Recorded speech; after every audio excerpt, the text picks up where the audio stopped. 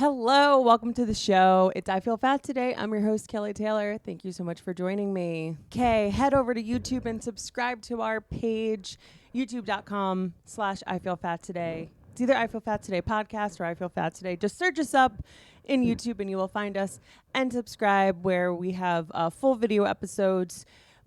Like the videos, leave a comment if you like it. All of it helps.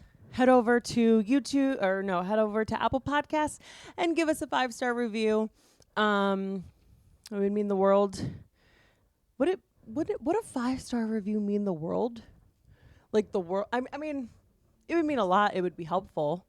I don't know.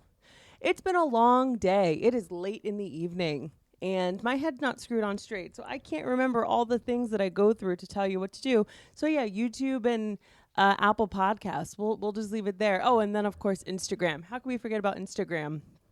Follow us on Instagram. I Feel Fat Today. Follow me, your host Kelly Taylor, at Hello, This Is Kelly. All right. Before we get into it with our guest this evening, this day, I don't know. It is the Friday before Christmas. What is Santa bringing everybody? For Christmas this year, I would like Ozempic. Just kidding, but not really. Yes. It's Christmas. I'm going home soon. I'm excited to see home friends. And when I say home friends, I mean 2 people, Aaron and Allison. You know who you are. Neither watch, which is great. Preferred even. Yeah, I don't know. I don't have anything to say about Christmas. The holidays are the holidays, and I'm ready for them to be over. Okay. Before we get into it with my guest this week, I searched up a little article on plus-size vintage fashion. Why is it so hard to find plus-size vintage? Why is the vintage that's out there very small? You know, were people just built smaller back in the day? Okay, why is it so hard to find plus-size vintage? Why is plus-size vintage shopping so hard? A common answer to this question might be that everyone in the 20th century was smaller than people today. Indeed, adult obesity rates in the U.S. grew from mid-century into the 1990s and until the early 2010s before plateauing. Statistically speaking, the proportion of overweight and obese people is greater today, but those people still existed in the 20th century. To better understand the lack of easily accessible plus-size vintage clothing, it is important to examine systemic causes, not population data. There was a brief period of time in the early 20th century when retailers prioritized the manufacturing and marketing of slouchwear. The term was used from roughly 1915 to 1930 to describe sizes beyond the straight range. In the period of time before World War II up until the 1980s, retailers ignored stoutwear and plus-size women in favor of more slender physique. The emergence of the fashionably thin mid-century body ideal coincided with the emergence of the ready-to-wear industry and the mass production of clothing, which largely left out plus size. Women whose bodies fell outside the socially acceptable size range were consequently forced to make their own clothes. Exercise culture and industrial food system that villainized fat also led women of size to recede from social view, explains Lauren Downing Peters, an assistant professor of fashion studies at Columbia College Chicago. Peters' doctoral thesis explored the relationship between the construction of the female body and American fashion in the early 20th century. Stoutwear retailers shifted their strategy at the time, and there was a new market for chubby patterns in the 1950s, as they were called, but catered to young girls and teens. After stoutwear ended, and before plus size in the 1980s emerged, women were sewing for themselves. Emma McClendon, the associate curator of costume at the Museum of Fashion Institute of Technology, also explains that within vintage fashion, there exists a survival bias. that is skewed towards straight size clothing, meaning that straight size pieces that often find their way into vintage stores and museums are valued above plus size garments and survive to make it into historical record. So that's saying that the historical record pieces, or the pieces that are on historical record, are that of straight sizes or smaller sizes compared to plus sizes. Within the vintage historical record, vintage stores have buyers like any other retail outlet, and in some way, there is a bias in retail where buyers don't buy certain sizes. There's going to be that in vintage as well, McClendon tells Racked. But we have clear evidence that there was a range of bodies in the 20th century, not just what we see presented in films or as a skewed view. As described in a 2017 Racked article, vintage clothing might be broadly defined as garments that have enough age on them that they no longer are current, yet have sufficient style to make them chic. Within the designer realm, Givenchy was one of the few luxury brands that bothered to offer an extended range in the 20th century. Today, luxury brands continue to largely ignore the plus category. The combination of survival bias and lack of mass-manufactured plus-size clothing between the 1930s and 70s leads us to where we are today, with the deeply lacking availability of fashionable plus-size vintage clothing relative to straight sizes. Kate Lauder, the owner of Feng Shui Vintage in Brooklyn, regularly seeks out plus-size vintage to add to her inventory, stocking up to a size 5X at any given time, and admits that much of her plus-size inventory comes from the 80s and 90s. The 1980s not only ushered in oversized silhouettes, but also the return of plus-size clothing manufacturers, which is why so many vintage stores that offer plus-size clothing rely on garments from that decade. The Lo Marie Vintage, which runs an Etsy shop for vintage clothing, also attempts to stock as much plus-size vintage as possible, but notes that the sizing inconsistencies that plague shoppers today are not unique to the 21st century.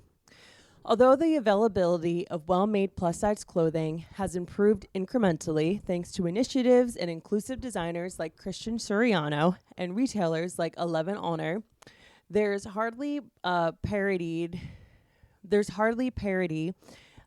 in fashion and retail industry that time again values thinness over all else.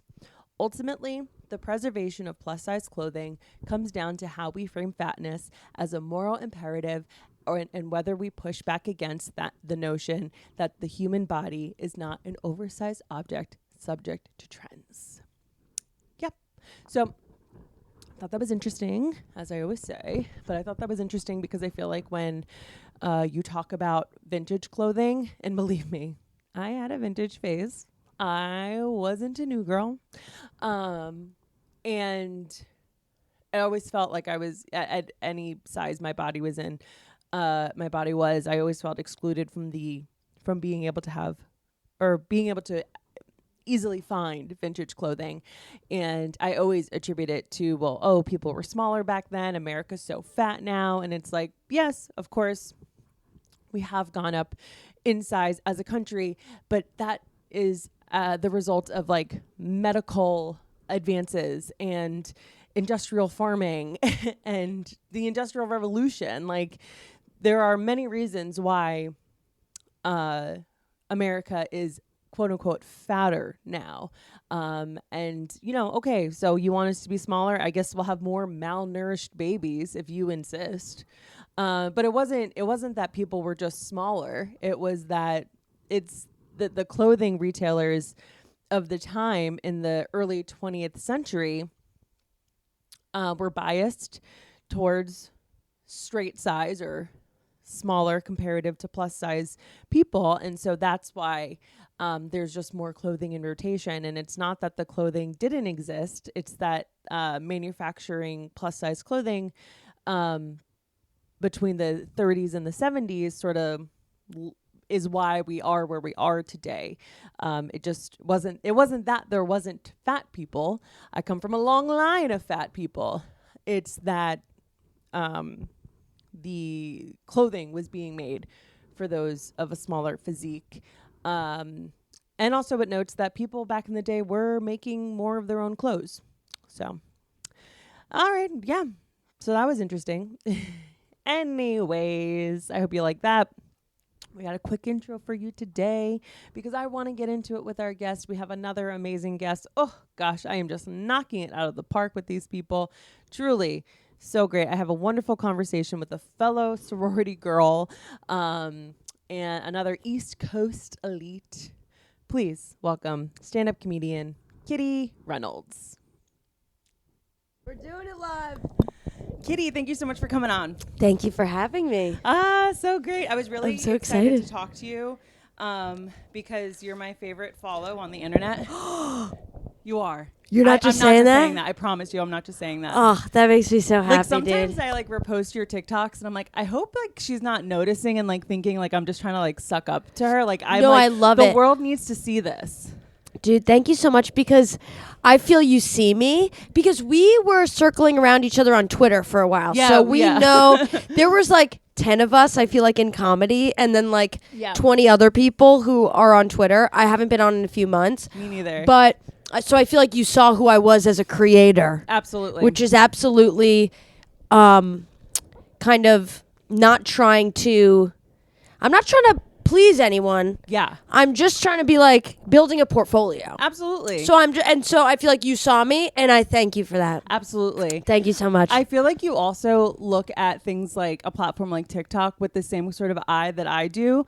Like I promise you posted this one TikTok that I think about once a day. I wasn't going to talk about this, but you posted this one that I think about once a day where you're like, influencers when they're trying to make money. And it's like, this serum is literally the best thing I've ever used. And I'm like, that is such a funny way to put it because it's like, yeah, they're telling you about products that they love, but like they're trying to make money. Right. And it's so funny. It's You can't just trust like, them. No, you cannot trust them. And You I can't have trust been them. negatively influenced 100%. And you used to be able to trust. Like Yes. I don't know if I feel like we're in the same generation. Yeah. I mean, if we're not in very similar age group, I was a part of the early YouTube makeup Yeah, oh, guru. yeah. Like, yeah, that's our I age. lived on YouTube. Right. So like that was pure a golden era of YouTube, which was like pure value for the sake of just like, this is the mascara I like and I've used it for 20 years and so here you go. None of this like, I'm going to try the new,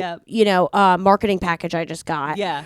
And it was just like beautiful education at its finest. Yeah. Nothing else. Yeah, that's what it was. Nothing else. And now it's just like, every video it has a link. Everything. I can't fucking trust you. You know, because it used to be on TikTok how I would just immediately scroll past the videos. Anytime I saw it was like a gray highlighted in very small words, it said sponsored post. And I was Yeah. just like, all right, none of this is useful to me. Right. Now everything has that damn link, the orange link. Right. And it's like, sometimes it's entertaining. Sometimes they're just trying to sell. And at the end of the day, there's an orange link there. Right. No matter what, the link is there. No matter what. It's not, nothing is going to change that. Yeah. And I can't, like, sometimes I'll buy it and I know I'm being silly. Yeah. I'm like, I'm going to try this stupid fucking thing and I don't care and whatever. But most of the time I'm like, can you stop teaching young girls that this is the key to beauty? Absolutely. That's the one thing where I'm like, can we fucking not? Can Yeah. we stop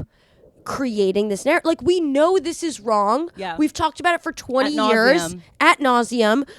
We saw it with Victoria's Secret. It's still the same fucking shit. Different devil, same, same devil, different clothes, whatever the fuck. And it's like, enough. Enough. Enough of the links. Yeah.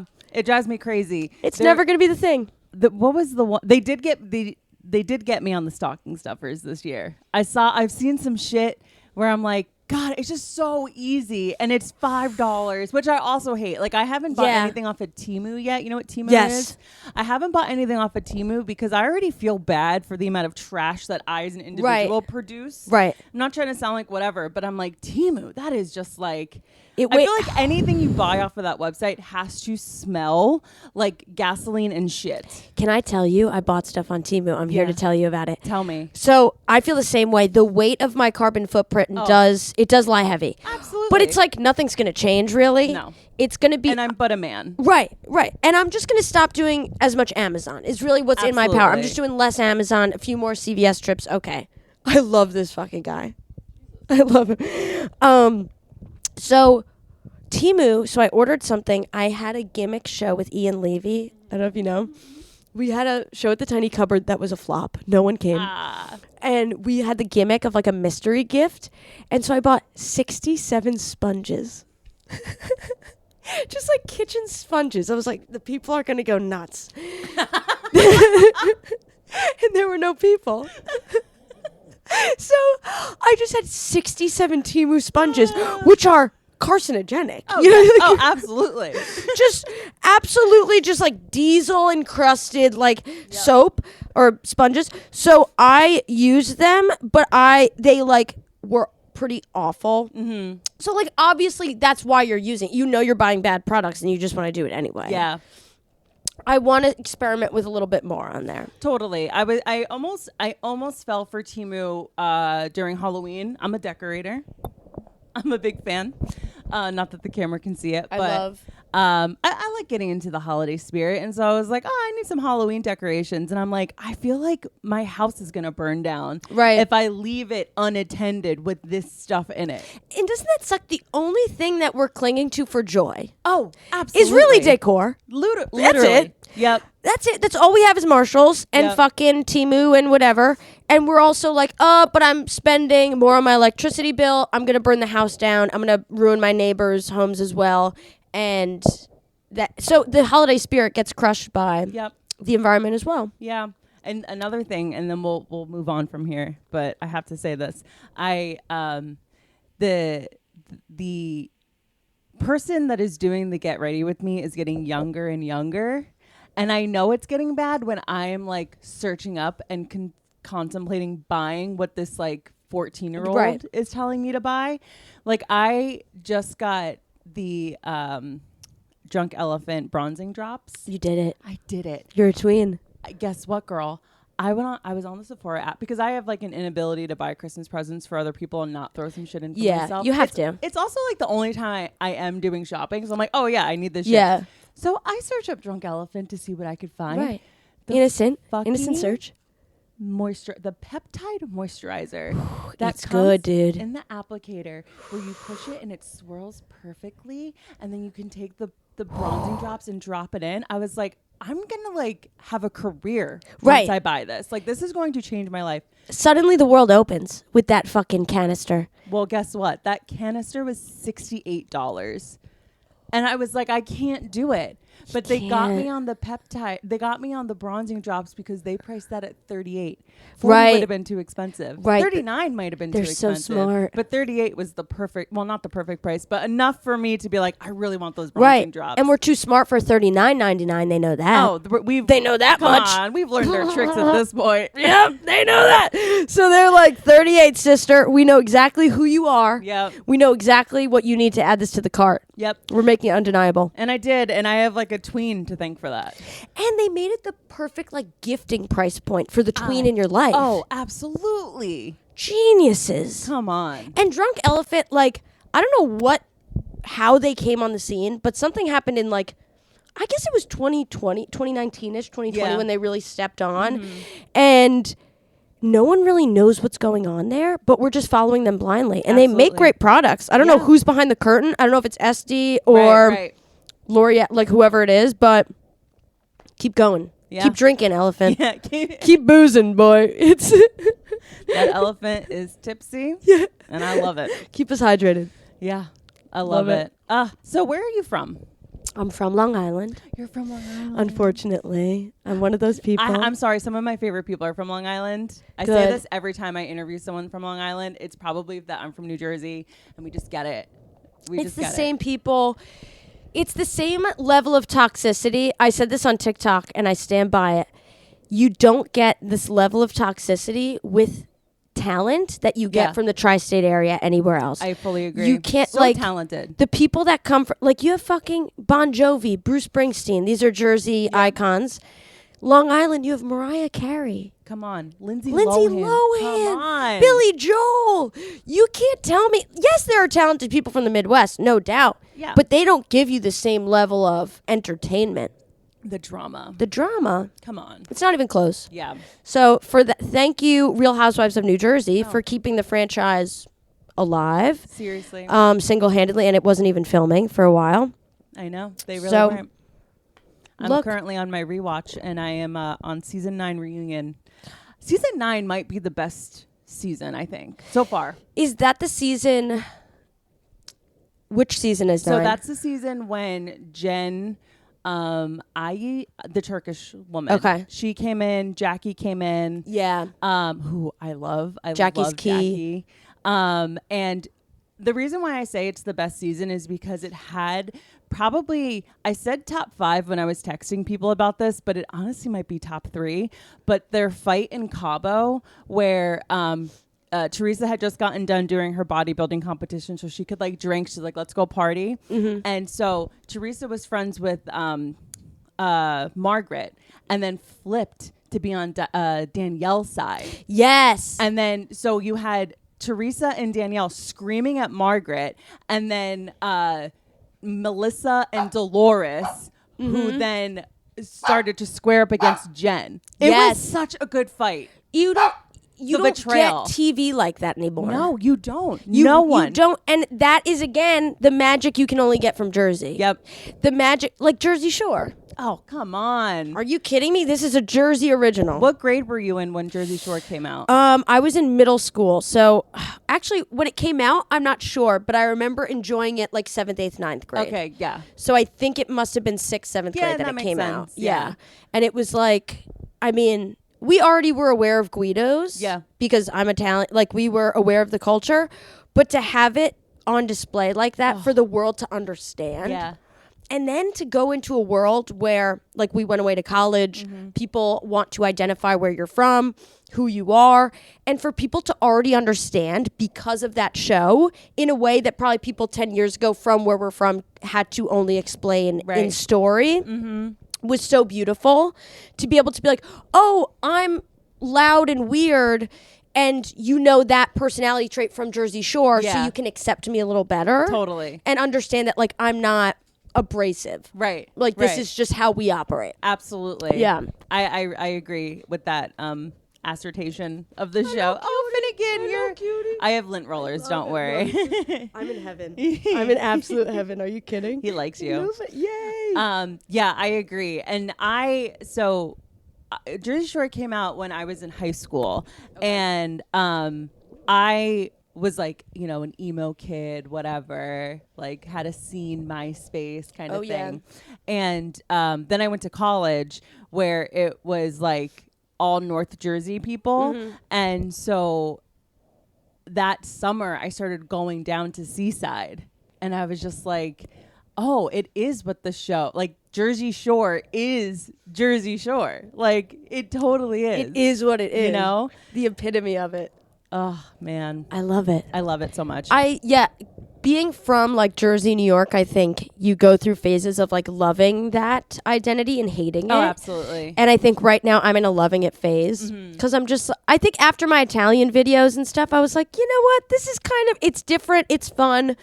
And like, it's fun to have like this sort of, I don't know, textured whiteness. Absolutely. And this is probably coming from just because I can identify with it. Your videos, like, what's the word I'm looking for? I relate to them in a way where it almost feels healing. Good. Where it feels like home. Yeah. Even though I'm not even Italian, I'm Irish and I'm Polish, but like, it's just very like East Coast. Yeah, and it's like, you know, it's not even an ethnic personality as much as it is tri-state. Absolutely. Because it's like my Irish relatives, we talk like that too. Yeah, yeah. And like, it's just the cadence almost of how you talk and the things you worry about. Yeah. And like, those are my favorite comments, are like, this is so comforting, or like, this so takes me comforting. home. Absolutely. Because like, it really is, it's an impression of my grandma. My mom doesn't really talk like that. Yeah. It's so funny. People are like, "Oh, your mom must be like this Right. caricature." I'm like, my mom has like a PhD. And Yeah, she's yeah, like, she's, kinda like, very chill. smart. Yeah, she doesn't have an accent at all. She's like kind of an anomaly for like Suffolk County, Long Totally. Island, and so I'm really kind of being my grandma. And I think at first I was kind of like, oh no, she's gonna be rolling in her grave, because I just Right. I just care about what the Right, dead right. think. We always have those intrusive thoughts. We're like, they're watching and they're judging this. Yep. And I was like, oh no, she's gonna be rolling. And then after a bit, I was like, fitting in something the stuffed animal. And I was like, no, I think it's remembering her. Like, You're I think honoring it's her. actually honoring Yeah. and celebrating the culture, not sort of like making fun of it. No, it's not making a mockery Right. of it at all. And it's a dying breed, so it's like, Yes. let's keep this alive. Yeah, totally. Like in art, in media. Let's like keep this alive because it's going away. Absolutely. Yeah. Do you follow the TikTok account Mia and Craig? They No. are in that furniture store in Long Island. No. Oh my God, I'm gonna send it to you. You're gonna be obsessed with them. Okay. And then the other person I have to ask if you follow. Do you follow Leah Cucina? She's like this New Jersey mom that has 2 kids and a husband, and she just Oh yes, I do. Yes, I do. I need to get her on the show. I am She's obsessed incredible. With her. She heals my inner child. I'm not kidding you. She is the mother of the internet. Mother right of the now. internet. She's not verified. No, Like, she's just a woman. She's just a woman. She's just a gal, just Yeah. making food, Yeah. just doing her thing. Literally. Just She's in like, her I don't kitchen. consider myself an influencer, but like I feel like Right. and I'm like, I literally commented on one of her videos. I was like, I literally duplicated your Costco haul. Right. Because you just get the best stuff. Like, Right. oh. I'd say you're an influencer. Yeah, you are an influencer, I would but say. the right kind. She does not steer you wrong. Right. She's the influencer that I want. The person who's, you can tell, not looking to make money from it. Because that's when you can sniff it out. And you're like, don't Absolutely. fucking sell to me. Give me value. And that's what she's doing. She's like, okay, I'm just fucking around on my phone. Yeah. This is crazy that I got all these views. Yeah. This is weird, but like whatever. I know. She's not pulling a Michaela where like No. Michaela, we lost her after she started making money. Absolutely. We totally lost Michaela. She started out so cool. Right. And with Leah, the way that she like talks about food and like feeds her kids and honors their hunger and like just whatever they want. Like, oh, what do you like? My kid wants a hot dog for lunch. Okay, I'm going to make a hot dog for her. Right. I'm just like, it's so healing to watch a mother do that to her Right. kid. And also she's so like, yes, she listens to the kid and is giving her exactly what she wants without being like a pandering sort of like a joke of a millennial mom Yeah. who's just like listening to Who the has kid. like faith-based in their bio. Right. You know? She's actually just being like, oh, okay, you want sushi? I'm going to make it for you Yeah. from home. Yeah. That's naturally like healthier. So let's just do that. And I'm not going to talk about fucking calories. I'm not Yep. going to talk about anything. And it's just going to be this great thing that we share. And we're going to laugh because we're making a video about it. And like, I know. I'm so glad you follow her. She's she's the best one on the internet. dude. Oh my gosh. So did you grow up in a house where you're Italian? So did you grow up in a house where it was like mange, eat, Yes. eat, like all the time? Totally. And it was just like a very Italian life, like Sunday dinners. Every night of the week we had dinner together as a family. And my early food is like super functional, like my early eating history, super Yeah. functional, big Italian family, healthy relationship with food. I was a skinny kid, so I didn't have any issues. I was kind of like, unfortunately for, I think, some other kids in our family, they had some weight struggles. And me and my sisters, we were just like, had hollow legs. And we were just like, Right. okay, we would eat and not gain weight and Wow. everything was fine. So I really had like very pleasant early food history. And it was like there was a food push, and my mom definitely shows love with food. Uh-huh. So that was something I had to untie in college. Totally. When I realized I was an emotional eater, and I was Oh. like, oh, okay, like food is not love. And then when I would come home and my mom is like offering, no, take this, eat this, and she'd keep food out all the time, and I was like, you're torturing me. Yeah. Like I was super compulsive. Like we could get into the whole thing, but only later realized how much I was like emotionally tied to it. Yeah, I feel like from this podcast, I've had a lot of people come on here and realize things like that about themselves when they've gone out to college. Because like all of it, even if you are a drive away from your parents' house, if you're living at college, especially, all of a sudden you're on your own. All of a sudden, like you're living in a space where your parents don't also live, and your food habits are also changing because now you have to kind of fend for yourself in a way. Yeah. And you have like access to almost like a 24/7 buffet in Right. some cases for some college campuses. I would say for Right. most, You know? have to temper your own access. Yeah. And that was so daunting for me. And also, I think it was the first time I really saw and was tortured by seeing the way other women were eating. Yes. Because for me in high school, I would have lunchtime. Yeah, then I'd go home for like you really didn't see the way other people ate. And in college, when I would struggle with food, I was like, oh no, but she's eating a salad for lunch but she had that for breakfast and she's really thin. So like, and I would go through the math of just comparing myself.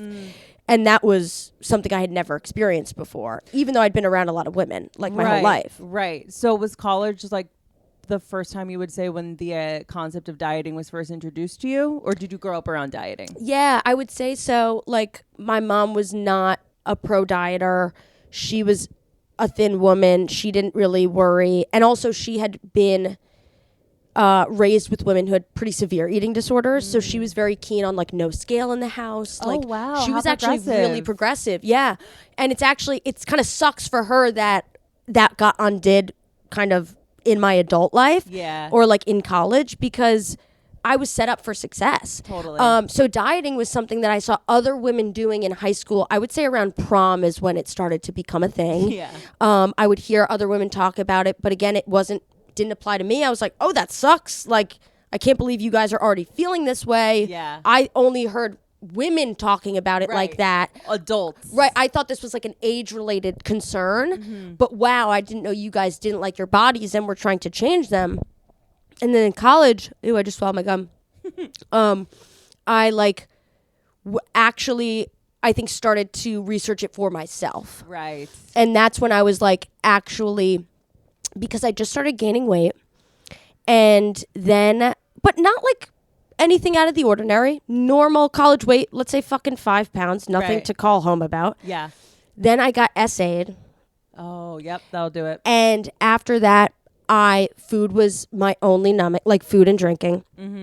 And so, and I drank so fucking much that the food had to be the thing that I, experimented with to lose weight. Got it. Because there was no shot in hell You were I was not drinking turning off less. the drink valve. Even though it doesn't matter fucking what you eat all day. If you have fucking 10 vodka sodas, like, I know. you're going to have a whole pizza after. So Absolutely. And you also like, I don't know if this is what you were thinking, but like, I remember being, and even now, even my girlfriends now being like, I'm having a tequila soda, I'm having a vodka soda. Like they're always choosing Right. those options because it's like the low calorie option. Yes. And it's like, there's still like, there's sugar. There's calories in the alcohol, like in the toxin of alcohol. Right. There's calories. So like, right in that recipe, there is yeah. already calories. So Yeah. like you're losing. Yeah. Oh my God. I gave up Chaser for Lent. Like as almost like a dieting thing. Like, cause I was like, I don't want to be drinking soda. Sicko. I'm drinking Crystal Palace, like plastic bottle, fucking vodka, no chaser for like 2 months.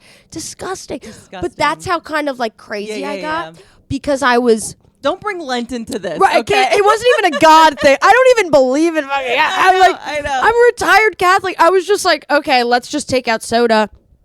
And after I was SA'd, I really had to control my body, obviously in years of therapy, this is sort of the autopsy of what happened. But I really was struggling to control my body, and food was so available, and I was so compulsively eating and numbing and really leaning into food for comfort, and to like, it was the only thing I could tamper with, and I just obsessed over it. And the dining hall was just like its own fucking minefield, and I would throw up every meal. And I was not like a classic bulimic where like, and sorry, you didn't even ask to get into this yet. No, you please. Okay. I didn't want to read ahead. No, you're fine. we'll go right to the trauma. Yeah. So I was just overeating, and I wasn't classic bulimia where I would like sit and binge and then throw that up. Right. I would get to a point where I would like eat. I wouldn't want to eat a snack after dinner, and if I ate the snack after dinner, I'm throwing that up. Yeah. Oh my God. Then I had Oreos. Okay, we're throwing that up. Yeah. So it was just so exhausting because it would be like every item or like any meal in the day. It's like I'm making trips to the bathroom. This is completely exhausting. I'm hiding it from people. I'm also living in a sorority house, so I'm hiding it from 60 people who I'm very close with. Yep. It just got like really messy and gross, I think. And like I couldn't keep up, and I wasn't like losing weight. No, it doesn't fucking never, do anything. It never results in weight loss. So much of what you're describing, I so relate to. And everything that you're describing, I have done, but I didn't realize what I was doing until probably like a year or two ago. Right. Where I'm like, oh, that weird thing happened to me as a kid. And then around the same time, my grandma put the idea that I needed to like lose weight into my head. And then all of a sudden food became my drug. Right. You know, and it's just like realizing that food is this comfort. It's so easy to see from in reverse. Oh, And unreal. while it's happening, it's torture. It's total frog in a boiling pot of water thing. Where like if he's just floating in there, he doesn't realize it's getting hot. You have to be thrown in. It's an addiction like any other, I think. Absolutely. And it's actually worse and I think harder than most because you can't give it up. Yeah. You can't go cold turkey on fucking food. Yeah. Then you're getting another disorder. So like it is and like I think weight, independent of weight, there is torture and frustration for everyone who has to deal with food in like obsession. Absolutely. I don't even call it disorder because I think that has such like, we've gone so far with that word. Yeah. Of like, oh, you have an eating disorder because you're this or like you're that. No, everyone at this point in our society has fucked up relationships with food. Yeah. And if you are in a point where you're overthinking it and obsessing it at every point in your day, I'm so sorry. Like it is the harshest, like worst way to live. And I'm addicted to fucking vaping and weed and like I've given up drinking for periods of time. Food is the most annoying fucking compulsion. Absolutely. Hands down.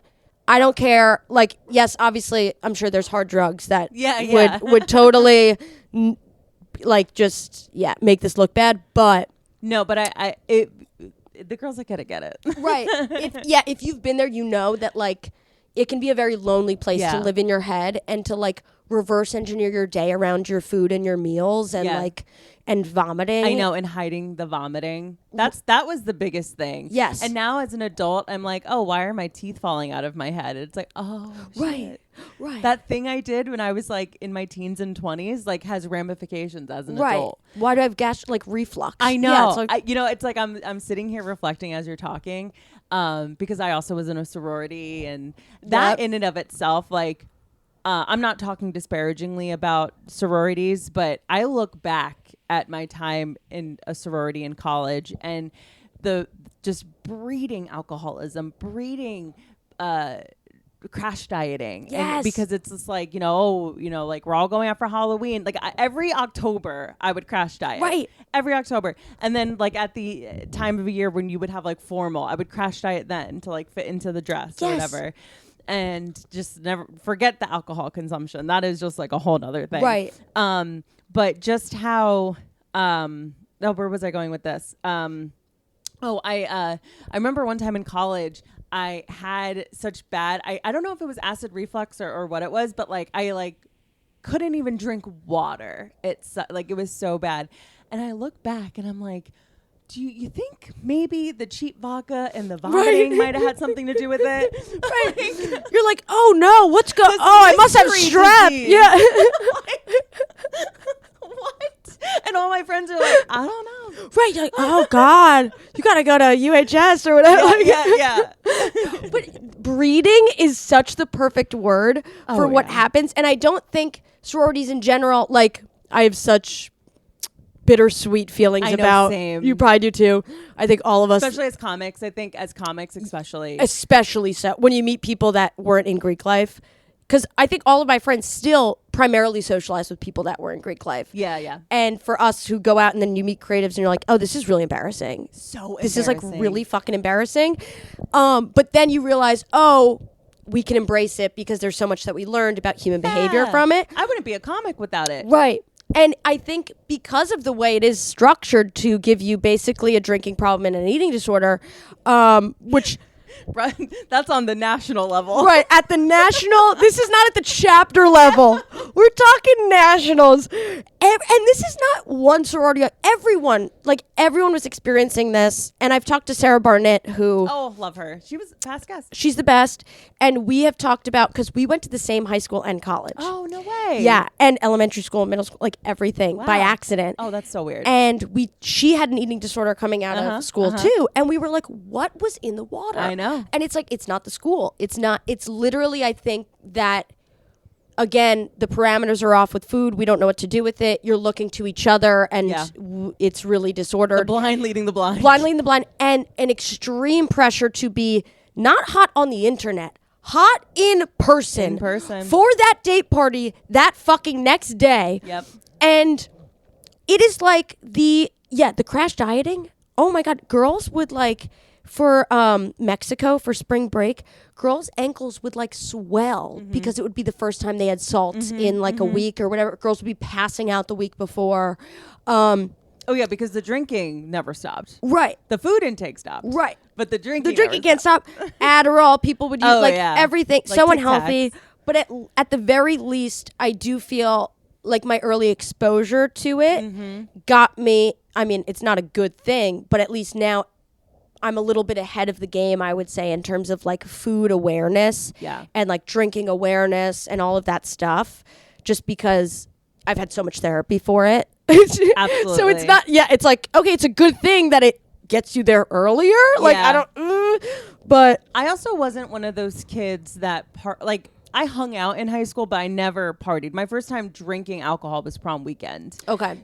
I would hang, but I was never drinking. I had the fear of my parents and me, the fear of literal God. I was too afraid to do any of that. Yeah. And so college for me, the sorority for me was let's hit the ground running. You know, I am trying to be impressive with my drinking. Right. So let's try on a new drinking personality. Yeah, no, absolutely. Yeah. I'm the girl that can do 20-second cake stands. It's get a fucking life. Get a hobby. But everybody's cheering you on. Right. It is a source of pride at that time. I literally just wanted people to applaud for me. Right. And you feel so sick. So sick because it really is such a romantic part of your life. You're like, this is so cool of me. I feel like I'm drinking. In a movie. Yeah. You're like, I'm a rock star. Yeah. I'm in a movie. I'm partying every night. I'm with my friend. And it's also such an amazing time. You're with your friends all the time. Your friends. Nothing could knock you down. But then to stay at that level causes so much anxiety. To stay at that that level of not caredness, something's got to give. Yeah. And so on the other end of that, I was like a duck with, the classic duck paddling really quickly because it was I need to be drinking this much. So I am going to be starving myself all day. And God forbid I disobey myself. We're going to be throwing up all night. Yeah. So it sets up a bad thing. And in college, at least for me, there weren't fucking podcasts. There wasn't much on the internet for this kind of thing. And I was just beside myself with confusion of why can't I get this under control? I don't have a weight issue, so why can't I just tell myself to not care? Because I think that's a big thing. A lot of women are like, no, I know that my body's fine. What? I'm actually comfortable with it in a photo or something, but why am I so obsessed with all of this? I think also to that end, when I think back to how I felt looking at photos of myself at that time, I would have a breakdown because I'm like, oh, I look horrible. I'm so much bigger than my friends in this photo. God, yeah. Meanwhile, I'm taller than them. Sorry, I'm 5'8", which isn't even that tall, but like I don't know why all my friends are like under 5'5". Like Right. everybody was so like much shorter. I was so much taller, and it's just everybody is a sexy baby. Yeah, and yes. And so like I felt like a monster amongst these sexy babies, and I look at those photos and I'm like, we didn't have the term body dysmorphia back then. And I would frame those photos now. I frame them. Please. Kiss them. Hug I'm them like, good why night. didn't you take nudes? Like, why didn't you take more nudes? Looking back, I'm like, oh, like my body was fine. It was rocking. And I couldn't have been less happy with it. Nope, I couldn't have hated it more. Couldn't have hated it more. Couldn't have been like, oh my God, the photos, looking at the arms in photos would send me on a fucking... I literally punched my friend one time because like getting ready to go out to do something was always a fucking thing. Yeah. You know? And I remember one time we were getting ready to go to the end of Greek week dinner where we were going to find out who won Greek week that This year. is important. I can tell this is an important weekend. So we all had to dress nice, right? Yeah. Put on our best business casual. And so I'm trying to find an outfit. I can't find anything. Right, because of course you don't own business casual in college. Well, because I went out in I was in college from 2010 to 2014, which was peak business casual. Okay. Wear. That was like what we wore to the club. Yeah, I was 2013 to 2017, so okay. I know exactly your era. Yeah, you would be a girl in my sorority that I follow on Instagram, but like we've never met in person. Exactly. You know? Yeah. And so so I'm trying to find an outfit. I find something that I am unhappy with. It was too tight, whatever. My roommate's like, we gotta fucking go. Let's go. So we're going, and this one girl, all it took was one bitch being like, Kelly, what are you wearing? And I flipped around and I was like, I told you, Judy.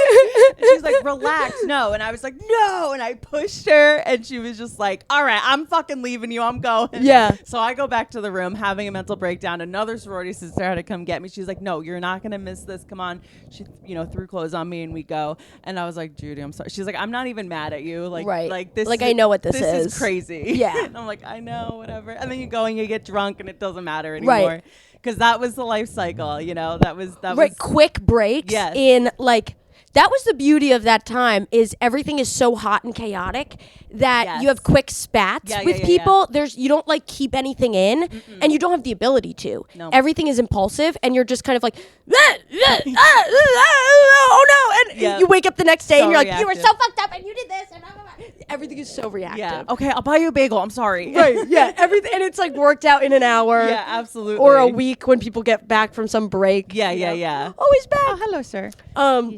Yeah, that's the beauty of that era. And I think that's why it makes it such a charged time with food. Yeah. For sure. And like when it's like what we were saying, like when everyone else is acting like that, you don't see it as weird. And I remember being mad at my mom for her having a problem with the sorority. And I'm like, you just don't get it, Mom. And now if I was a mom and I saw the way that my kid was acting, I'd be like, I don't think you should be in this fucking sorority. Right. I'm like, we're paying for this? I know. And and I talk like we were saying, like, we look back on it with like a sort of weird lens, but like I just went to a girl's wedding from the sorority. I love seeing those people. Like they are like my family now. Yeah. Which it is so nauseating to say that, but we do grow. And the ones that like are bad, you kind of throw away and you create boundaries and whatever. And the other ones that like I don't know. A lot of it's garbage. A lot of the people you can like move to trash. And I've been moved to trash from a lot of people. Same. It works both ways. And you keep what you need and you, I think, leave what you don't. Yeah, I think some of the biggest bullshit that I do wish when it came to the sorority that they were a little bit more real about. They didn't do that shit of like, look to your right, look to your left. Yeah. These are going to be your bridesmaids. Like, I wish that they didn't lay that on so thick. Cause it's like, I didn't like you by the end of the semester, so I don't know why we're talking about being each other's bridesmaids, Right. They should have said that the magic is actually in the trauma that you will experience together right now, not actually being together for future trauma. Yeah. Even though, like they have been with me, through trying times, but like more of it's the case that they are now my memory bank. Yeah. And vice versa. And now we have, yes, we each now have each other's own lives and stuff, but we can at least go back to this touch point and be like, remember when you were a fucking crazy son of a bitch? Yeah. Remember before you had this growth and you Yeah. were a fucking nightmare? You know, myself included. Totally. Yeah, it's so So- interesting. Do you recall, and this might just be like a hodgepodge for you, but do you recall like a specific crazy restrictive diet that you may have done in the past? So many. Because like for me, for my friends, like the skinny tea, the tea that makes you shit yourself, that was huge in Yeah. our group. And the cabbage soup Oh, yeah, that's a diet, classic. that was huge for us. Huge. I went through so many. I think I'll go through some of them that weren't even diets. They were like tactics. Totally. So I was drinking the magnesium citrate laxative from CVS, Totally. which is like insane to just drink a fucking bottle. And I didn't want people to know I was using it, so I didn't want to put it in the mini fridge in my dorm. So I would just drink the whole bottle, which Yeah. is like an insane thing to do. So that was one tactic. I would buy like weird off-brand things at CVS that like said weight loss, which like probably gonna die. And then Just put Slim Fast on my tombstone. right, just Literally. like you know what's happening. I mean my exercise like OCD got really intense. That's a whole different thing. The craziest one I think was the military diet. Okay. And then Whole30 I think was crazy for its own reasons, but I think the military diet was one that I did frequently in college that was I think the most intense. And I don't know if you're familiar with no, it. can you explain it? So I think it's 3 days of a diet, and it's basically like very, I would say 70s, 80s-ish food that would help you lose weight. So like, and a very strict, there were actually strict meals. So like one meal is literally like half a can of tuna and a piece of toast. Yeah. 1 scoop of vanilla yogurt like for dessert. So like a very strict thing to lose weight. And then Whole30 I did in adulthood, like after college when I was not vomiting, but still not having a comfortable relationship with food, and did Whole30. And it was like, I gained weight, dude. Yeah. Because I was eating so much fucking nut butter. Because it was like, you know, keto, paleo, fucking no, you're not drinking, you're not doing whatever. I literally gained weight. Yeah. And I wanted to off myself. My skin looked good, but like, I was like, oh my God. Well, because I like Whole30, keto, those are one of a few diets where people talk about that they've went on them and then they've ended up gaining weight because Yeah. it's poised as you can eat whatever you want as long as it's those Right. these specific things. But you can't tell that to a binger No. because we'll binge we'll take it to everything. 10. Right. And what I wish someone had told me when I was going through all of this madness, and I had a therapist, I had a doctor who was like talking to me about the science of it. What someone should have just fucking stared at me in the face and said, it's how much you're eating Yeah. until this behavior subsides and until you can find a comfortable balance. You are going to drive yourself mad. Yeah. Because the diets fall under sort of the wellness industrial complex that's like, no, food isn't, like the messaging is so mixed with food. Food isn't bad. It's just the kind of food you eat. No, it's really the amount. Yeah. As much as we don't want to talk about it, it really is the amount. And the more that we try to like push these alternative narratives, it's just like driving people. It's just making other people money Yes. and like driving this cycle of like driving women mad and men now too, I think very much so. You know, going back to what we were talking about, like TikTok influencers trying to sell us things on the internet. I mean, the amount of wellness influencers, like the Melissa Wood Healths of the world, Yep. like all of these these influencers that talk about how like I do movement for me, and like all of that. Like I look at their pages and it's hard for me as an adult who's like I've seen these tricks before. I understand the game, But to be the idea of like a 16-year-old seeing a Melissa Wood Health Instagram page, or like, and not just her, like insert Right. any influencer, where like you see them make like a meal that's like 250 calories and they're like so nourished. Right. And you're just like, oh, you're setting them up to be starving later. Right. To binge their face off. Because Right. that was my biggest thing was, and Yes. honestly, to a certain extent, something I still struggle with is just restricting myself all day. Don't even get me started on intermittent fasting. Oh, like yeah. restricting Been there. myself, and then all of a sudden it's like the dam breaks. Yeah. And I can't control. I have this like hunger that cannot be satiated. Yes. It's It drives you mad. And also, we put it in a discipline, like in light of our own self-discipline, which makes it even more confusing.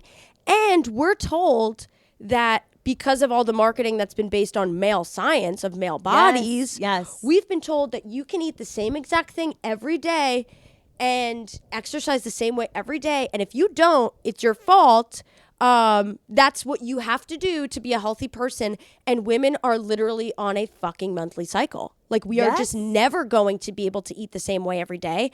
And how liberating it has been to be like, no, I'm getting my period. I'm building an organ in my body right now. I'm going to eat like a fucking savage for these next 2 weeks, and I won't have a scent of guilt because I know that it'll even out after my period, and that hormonally I'll actually be at like probably a more comfortable period with food, and then I'll go back to like eating a ton. Yeah. And like when you get comfortable with that aspect of your body, which is easier said than fucking done, to like submit to the actual crave. Oh my God, to actually submit to what your body wants.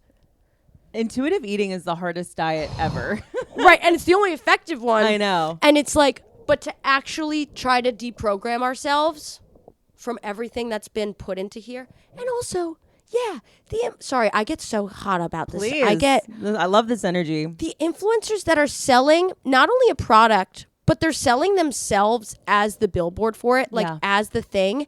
And we think we know about them because there's actually this illusion we know more. Yeah. We know even less about them than we did maybe, we know let's what say. they are giving us. Right. Like a Jenny Craig. Okay, we were sold on this woman's like program, I guess.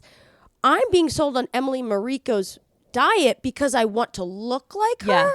Like that's an insane level of subtlety that I don't think we're even diving into as a society yet, of like what this all means for young people. Because I keep saying women, I don't want to be binary. It's like but I do think it affects people who are more feminine. I think that would be the better way to say it, is like anyone who is femme is like has this pressure to look a certain way, and we're just being sold different things in different more sneaky ways every year. Yeah. I know. I think that's what makes it feel so insidious, is the sneakiness of how things are being sold to us.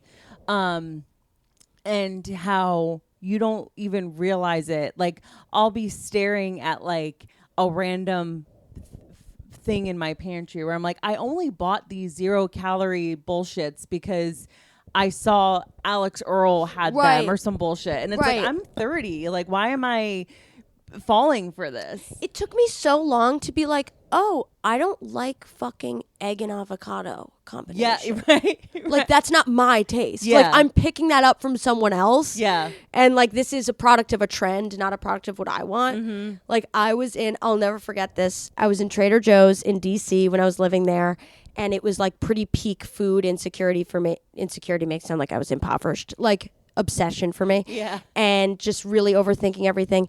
And I was staring at this olive tapenade from, not kidding, fucking 7 minutes. You know, like just like reading every ingredient. You know, like is this gonna make or break my physique, you know?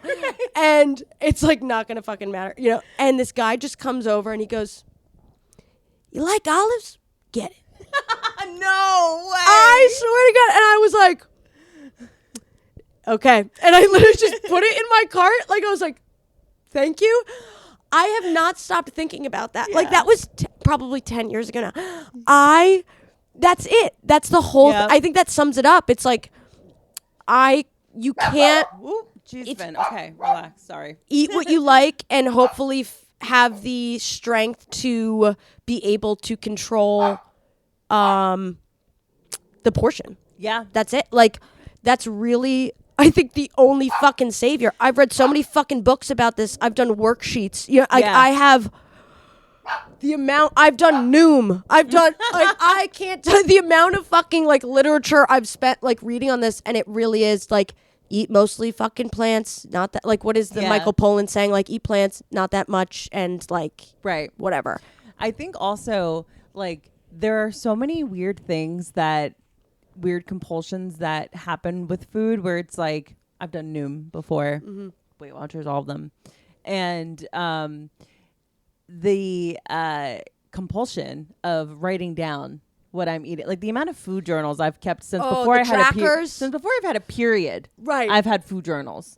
Oh my God, you poor thing. Which is crazy. You're in the young generation of, of food. food. I mean, I was going to Weight Watcher meetings with my mom and grandma. Like, it was just, you know. Oh, God bless you. Yeah. And because I come from a family where all the women had struggled with their weight. And so it just was like brought down. And like, I look back at being a kid, essentially a kid, and having my weight being a topic of conversation when really I was just probably like a chunkier little kid, right, like compared to my brothers, just bigger.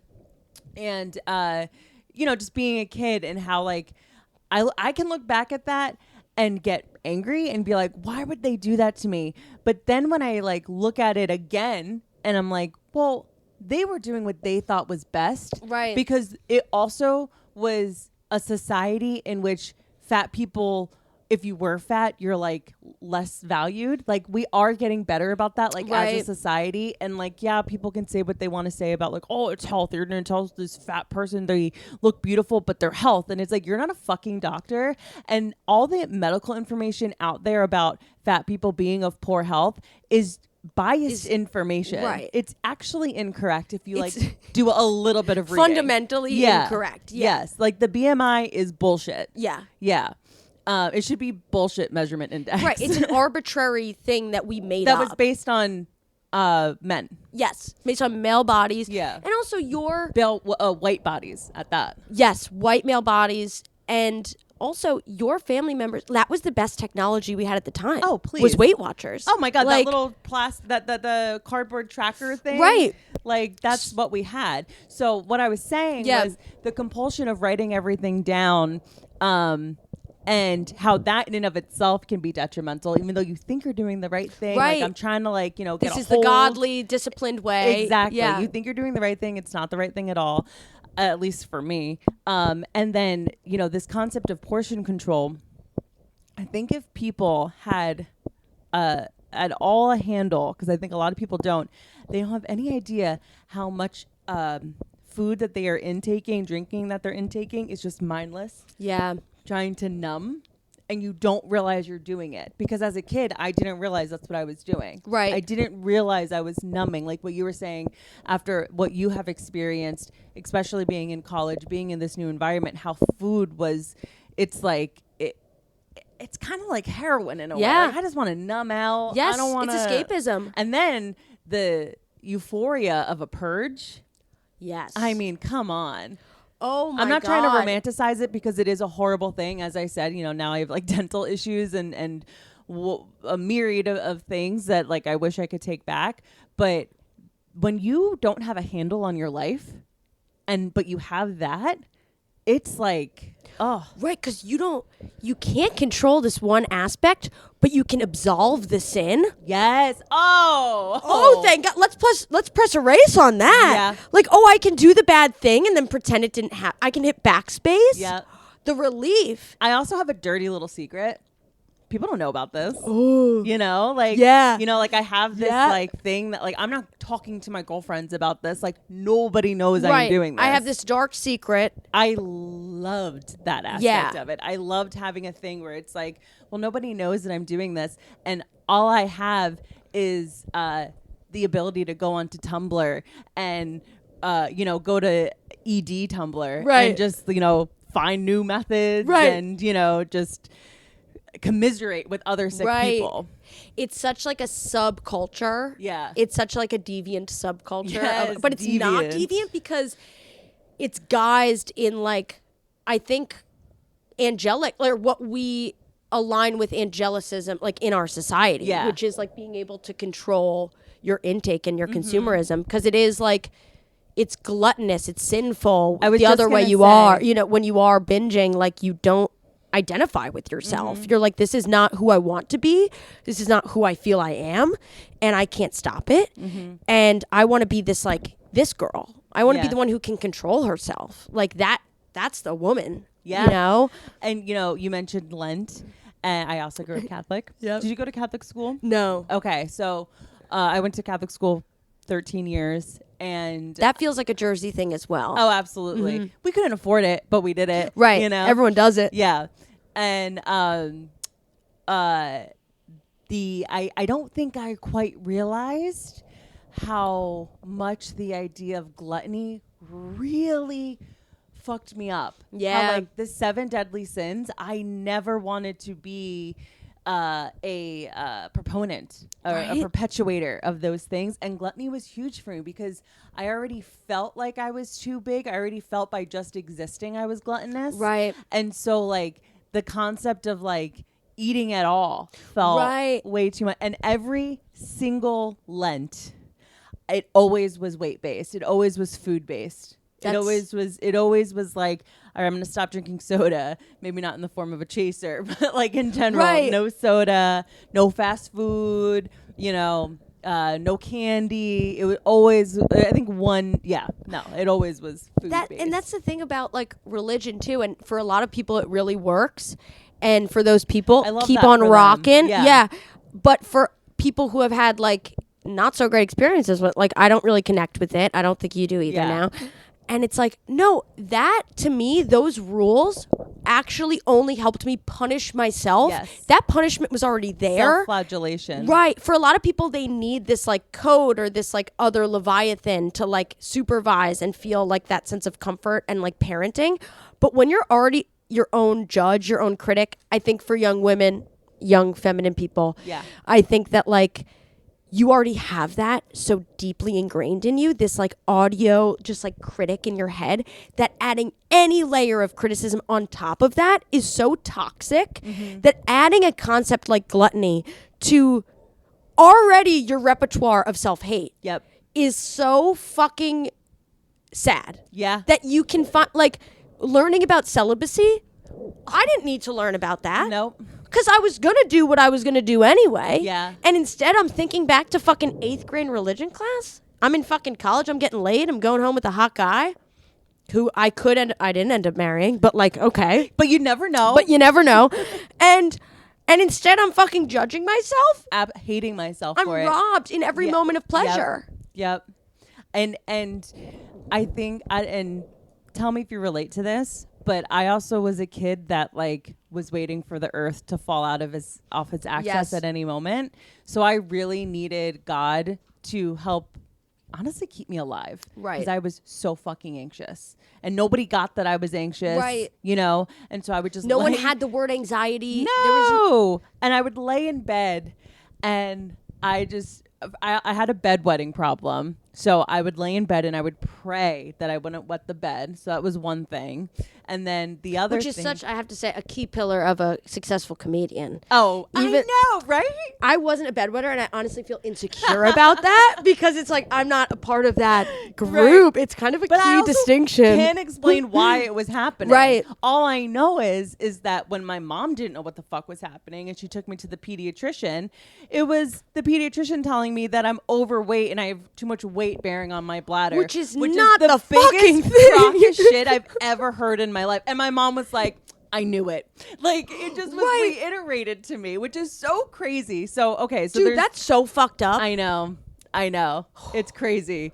But you know, one day I stopped peeing the bed and I really attributed it. I was like 12 and I attributed it to my prayers to God. I was like, okay, I kept praying and it finally stopped. Yeah. And then the other thing that I would do on top of that was, besides obsessively check to make sure that my door wasn't locked because Young OCD, shout out. yeah, totally. And I would be like, okay, please watch over my mom, my dad, my brothers, my aunt and uncle, my grandma and grandpa, my Aunt Fran, my Yep. Aunt Noreen, my Aunt Judy, my Uncle Kenny, my cousins Bridget. And like I would Yes. every night before bed, I would list anybody that came into Right. my head, and I wasn't, and then I could go to sleep. God forget, like for if you forget someone Oh, in the I list, know. they're gonna die. I know, and like I like could feel like the tension alleviate from my chest as I was like listing off all these people that I needed God to protect. And so I bring that up to say, you know, I had to have a faith in God because I was like afraid everything was going to burn Yeah. if not. And so I wanted to make sure I was being good. Didn't drink until prom weekend, would feel bad about any sex I was having in college, which didn't happen until senior year consensually. You know what I mean? Yep. Like, it just like I had all of these reservations about life that I needed God to be present with me so that I could survive. Mm-hmm. And I didn't want to be bad. Like Right. I wanted to be good because I needed God to know that I was good and I was being like a faithful servant, which I know Right. the verbiage and the terms I'm using, even my listeners are going to be like, what are you talking about? Who is Right. this person? But it's the only way that I can really illustrate how at the time I felt. And it wasn't until I was an adult when I had one of my friends joke about how like, you know, like their parents, you know, thinking that they still believe in God, that their kids still believe in God. And I'm like, oh yeah. Sorry, God. So true. Those old people are crazy. I promise I didn't mean it. Yeah. Me and you got like our own thing. Which is crazy. Like, I'm And just there just crazy. yeah. And now I'm just like, is it the universe that's keeping this all together? You know, it's just this weird thing because I am Yeah. a retired Catholic fully, and like I actively am upset with the Catholic Church, just like 'cause Right. you learn things, but that's a whole other thing. It's a whole nother thing. But I think that's where like the weirdness of I think Catholicism is like that feeling of when you're young and learning about it, feeling like you need God's love, but God's love is conditional. Absolutely. In the way it's been communicated I've to always us. felt every love that I've Yes. ever gotten has always felt conditional. Yes. And I still, with myself, Mm-hmm. I think that's also with food. Like, I think people whose own love is conditional, we struggle with food. Yeah. Because Yeah, we're like, yeah. oh, I can love myself if I follow X. Yep. If I do this today, I am, you know, a soldier of God, let's say, like, but Yeah. yourself. And I can move about the world because now I'm perfect and I have my own approval. But until that's met, I'm a piece of shit. Yeah. And that's how I still operate, which sucks. But like, I think at least we're now learning that we have the awareness of it. Of like, oh, we're kind of fucked up because we were brainwashed in this way. Yeah. And now we can try to find unconditional love, hopefully, from ourselves. Yeah. You know, Easier said than done. absolutely. This food stuff is just it's so interesting to me that you grew up with a good food role model in your life, with the adults in your life, and it still got fucked up. Isn't that so shitty? It's so shitty. Because it's like, I can point to a lot of things in my childhood that I can say, oh, this is the reason I numb now, or this is, oh, my parents did that, even though, you know, I'm in the point in my own processing of my life where I can forgive my parents for, Absolutely. you know, anything. I can recognize where there were moments of trauma, but also say, oh, they were doing the best they could, and I'm grateful for everything all that stuff. But to then have all of that awareness and say, wow, it still got off course. I just like, I feel bad for my mom. I'm like, you had all the research. You were actually ahead of the game because you were like early in that eating disorder world. And one of her best friends really struggled with an eating disorder. So she had like gone to therapy with her friend, as a young woman. So she like knew how to talk about it. She had all the tools. And it's still, I think the dam still breaks because it's just the easiest way. It's the easiest thing in your life to control. Yeah. Or to obsess over. Because no one, when you first become an adult, there's really not anything else unless you've already picked up another vice to kind of lean into. So I think that's the earliest drugs that you can find for kids. I think that like it's also like one of the best forms of love, so it's like a weird double-edged sword. And yeah, it's weird to look back and be like, wow, I was like this skinny kid who didn't give a fuck. Like, oh my God, in high school, I would eat so fucking much and like nothing really. I would just go run and I was on the track team. I would go run and fucking 7 miles, 8 miles. It didn't matter. Yeah. And then to finally have that damn break, it's actually, I think, I was like, wow, I get it now, guys. Yeah. I go, wow, this really fucking sucks. My poor friends who had to deal with this earlier in life, because I think, so many people like yourself and so many others were on the fucking slim fast and shit that, like totally. So much younger. And I was like, wow. It was like this moment where I was like, welcome to this pain that I guess, this weight pain that I didn't realize was really how bad it was. And like, you're not going to be in your mom's house the entirety of your life. So even if she could give you a good foundation, you still have to go out and be a person in the world and in society. Right. And it's like what you said, like it didn't matter all of this, like this good food upbringing from your parents. It's going into a sorority and I'm not blaming the sorority, but like going into a college and seeing the people around you not having the bread or whatever the fuck. Right. And being like, oh, okay, mental note, I'm not going to have the bread. Right. Whatever. And this is the other thing about it too, because I didn't have any tools to deal with weight gain or like any body sort of like frustration, and I had been a runner, I didn't know what to do. Right. So it was also like a whole new world where I was like, oh God, like, I guess I'll run 6 miles every morning. I guess that's what I'll do. Like, you're writing your own rules then. And that's all I knew. That was my response, was like, I'm going to over-exercise. In addition to trying to, like, tamper with the actual food amount. Yeah. I was like, I'm just going to be super OCD with how I work out. I do want to go, we're going to, as we're wrapping up, can you explain a little bit, as much as you're comfortable with, like, the exercise OCD that you mentioned? Yeah, so in college, when I was super bulimic, one of the other conditions that could get me out of vomiting is if I exercised X amount that I put in my head that was typically between 4 and 6 miles. Okay. And the money spot. For some reason, that could absolve me of the sin. Yeah. And if I didn't do that, then I would have to throw up. If I did that, then all of the food I ate that day could be forgiven. Right. So I would wake up, and I don't know where this part of me, I don't know how I can access her again, because she's the craziest part of me. Yeah, like, she's the craziest bitch in there. I would wake up after, like, fucking 6 vodka sodas. Yep. And have my track, like my running outfit, laid out for dead cold fucking Michigan. Like, we're talking, it's sub 30 degrees. And I have my little outfit picked out to go on my run. And I would wake up, put it on, and get out of the house and go for my run or go on the treadmill. Mm-hmm. And if I didn't do that, I would be so fucking beside myself that I would have to throw out my food. And I then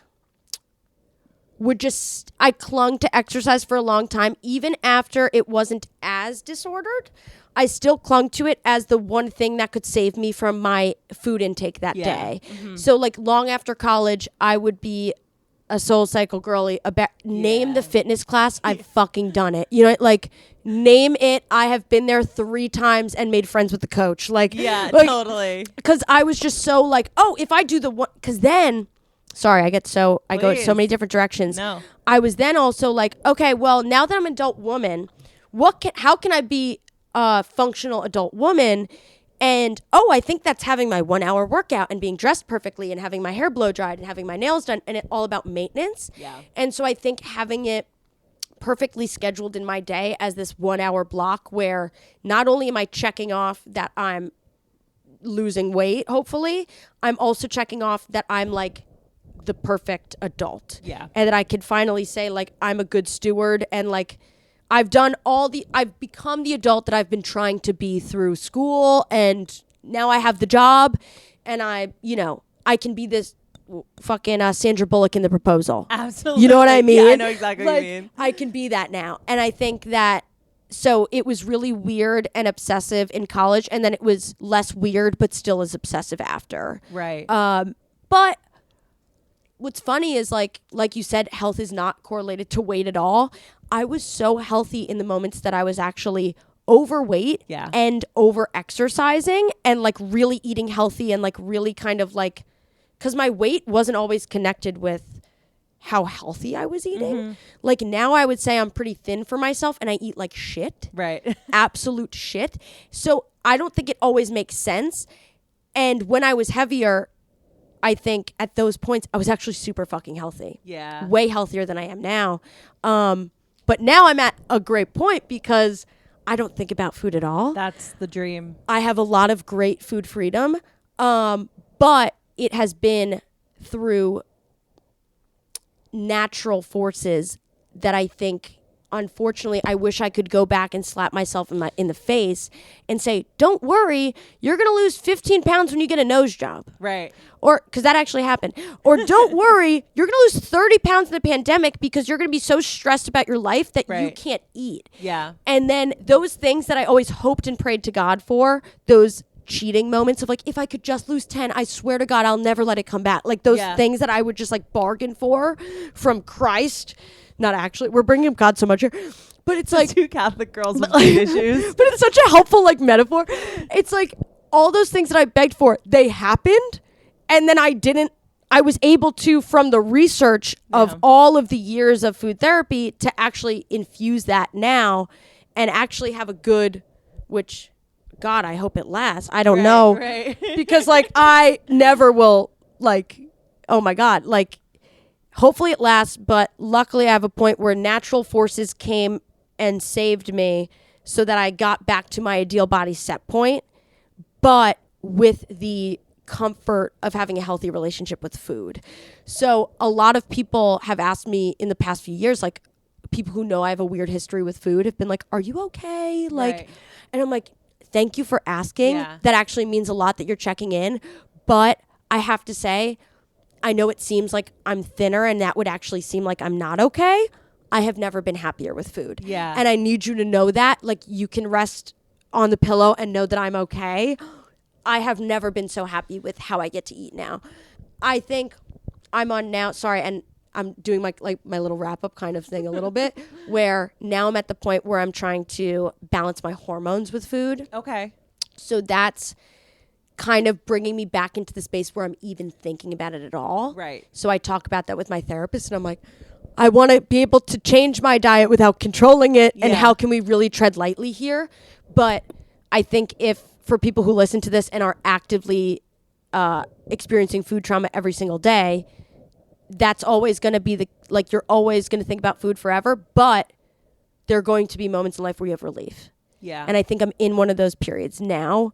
I think, oh my God, if I have a baby, if I am so blessed, I'm going to fucking off myself. Yeah. I'm going to fucking off myself with however my body looks. Right. Hopefully I'll get the strength to figure it out. But right now, things are okay. Good. Well, I mean, season. It's like you said, how as women we have cycles. It's like right now you're in this cycle of you're not thinking about food, like you're in a really good place with it, which is awesome, and I hope to be there. I think that's part of me setting out on this podcast was like, I want to get right with food. I want to just be happy with set point. I want, whatever that is, figuring out what that is. You kind of mentioned it. What I want to end on is, what would you really, like, if you had the ability to go back and tell the version of yourself, doesn't sound like you need this as a kid, but the version of yourself that is obsessing about whether it's food, like let's go to junior year Kitty, like what are you going to tell that girl? I think I would tell her what actually my therapist told me at that point, Cheryl, she was like such a fucking icon in my life. She was like, okay, so let's walk through how your brain is working with how you're freaking out before you're like vomiting. And we basically figured out that I was processing food as weight. Yeah. And that everything that was coming in would equal a pound. Like food equals weight and it's going on and it's sticking there. And she's like, let's actually walk through what happens when you eat a piece of food. Let's actually fucking walk through. Okay. It goes in your mouth. It goes down your throat. It goes in your stomach. You process it.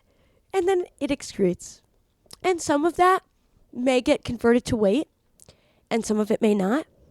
And that's what happens when you eat a fucking piece of bread. It's not the end of the world.